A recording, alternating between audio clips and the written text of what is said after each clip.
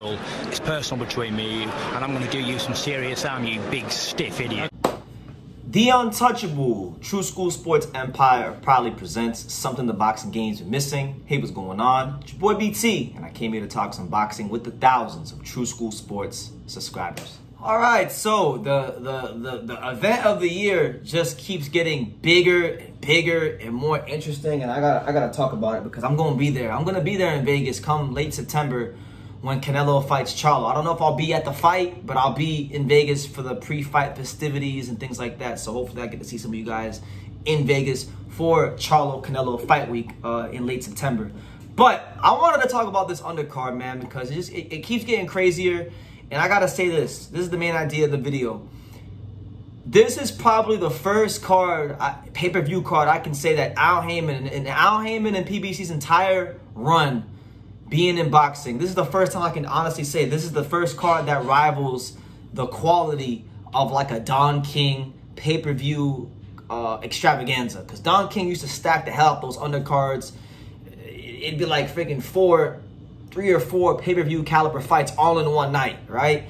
And this is the first time I feel like PBC has done something like this. So let's start with the fight that got added to this card that I think is such an amazing fight for boxing and an amazing fight for this card in the middleweight division. It's going to feature one Mexican-American and one Mexican. So a lot of Mexican culture will be on display in this fight. You're going to have middleweight contender, one of the youngest in charge in boxing right now, that man right there, Glendale, Arizona's very own, Phoenix, Arizona's very own, Elijah Garcia will be taking on none other than Jose Armando Resendiz. Two very dangerous fighters that beat the living shit out of opponents. I mean, when we talk about Elijah Garcia, let's talk about his rise in boxing for a second, because this is a guy in Elijah Garcia that you look at what he's done. As a 6 foot 20-year-old southpaw, he burst onto the scene early in the year when he fought on the Plant Benavidez undercard and beat the living shit out of undefeated Amilcar Vidal, who was one of the contenders in this weight class in a dominant 4-round stoppage. And then he followed it up on the Tank Davis Ryan Garcia undercard with a very workmanlike performance against the veteran Kevin Zagato Zambrano. Now, I think this is a fight for Garcia where he finally fights someone that is just as dangerous as him as far as pressure fighting and punch output in Resendiz. When you look at Resendiz is coming off a big win himself against Jarrett Hurd. Jarrett Hurd has seen better days. There's no ifs, ands, or buts about it. But Jarrett Hurd, you saw what Resendiz did to him. Knocked his lip off. Like, he literally beat his lip off of his face. And that's the dangerous fighter right there when we talk about Resendiz. So I think this is a fight for Garcia where, yes, he can come forward, but he may have to box a little bit more in this fight than he has in a couple of the fights we've seen him in. So I'm looking at this fight, and if Garcia can come through this fight, because right now Garcia is the guy with the momentum. Garcia is the guy that when you look at this middleweight division, and I gotta be honest about this middleweight division. This middleweight division is garbage. This is this is the worst weight class in boxing, hands down. Not even close. It's such a bad division that, you know, it really shouldn't even be a division. You got Sergio Martinez, who's ranked number 3 in one of the organizations. He's gonna fight for an IBO title soon. It's disgraceful. It's nothing short of disgraceful, the middleweight division. But if Garcia comes through this fight, he cements himself as the young premier fighter that I think you should peg on for world titles.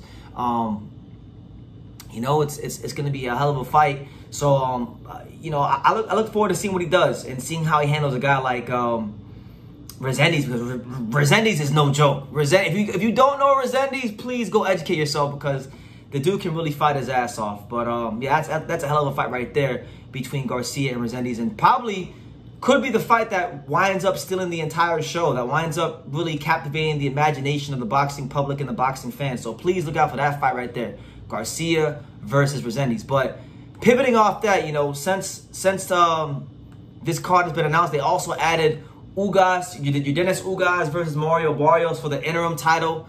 That's going to be a hell of a fight. You know, that's going to be the battle of Bob Santos versus Ismael Salas.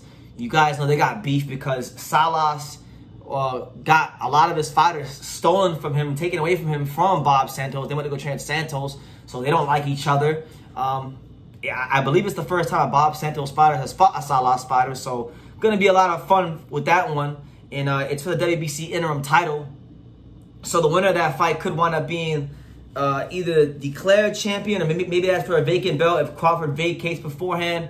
So that's going to be an interesting fight. You know, it'll be Ugas' first fight since the Crawford fight, and I think it'll be Barrios' first fight since the Thurman fight. But don't correct me if I'm wrong on that one. So that'll be interesting. And then on top of that, it's also been announced that you're gonna have the pro debut, and I predicted this. I predicted this when I talked about it in my last Curmel Moton video. Curmel Moton, the big deal. You know, Floyd Mayweather was flapping his gums about how Curmel Moton was going to be fighting. He wants Curmel Moton to fight Lee Wood in his pro debut for a world title, and I told you guys, don't be surprised if he's just using that as hype to drum up interest for his pro debut on a big card coming up soon. And I was right. You know, it's been announced on the Boxing Voice that Curmel Moton will be making his pro debut on the undercard of Charlo versus Canelo. And it's going to be one of the more anticipated pro debuts from an American fighter in a long time, because he's drummed up a lot of interest in the amateur circuit as an 18-time national champion. You know, #1 ranked fighter. Floyd Mayweather co-signed fighter. You know, just a lot of big things have been made of the big deal from his time in the amateur. So let's recap this card.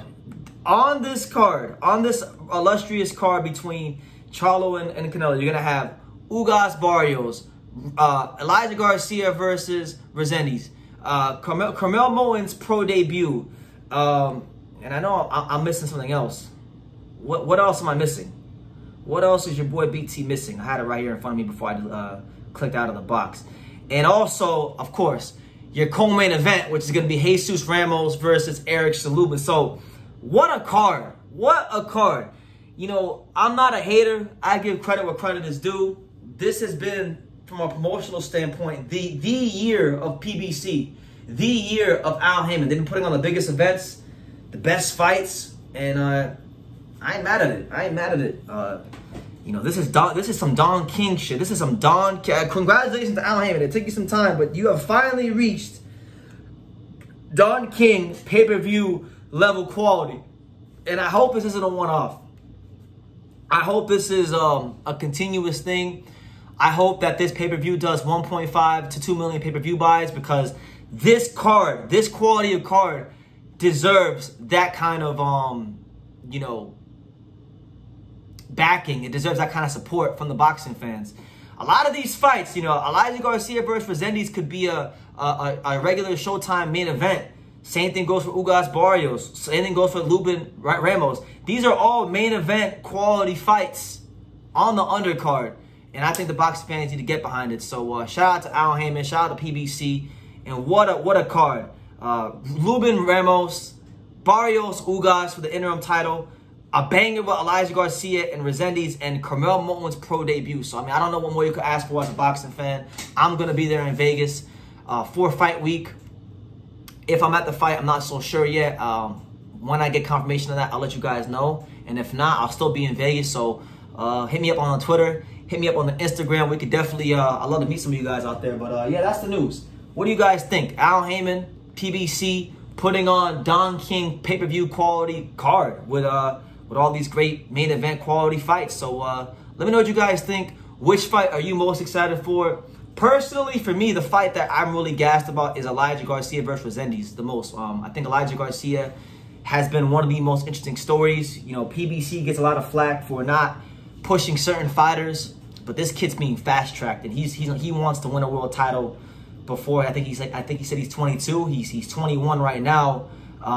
So, you know, that could be very soon. He could be fighting for a world title very, very soon. So watch this space. Watch out for Elijah Garcia. But leave your comments down below. Make sure you guys take the time to subscribe. And like I say in every single one of these videos, you can love me or you can hate me. But I'm just a kid from Daniel. So until next time, take care, guys. Thank you for watching another video on the untouchable True School Sports Empire. We're here at the Hatanaka Boxing Gym in Nagoya, Japan. And for more great videos just like this one, make sure you guys click right here.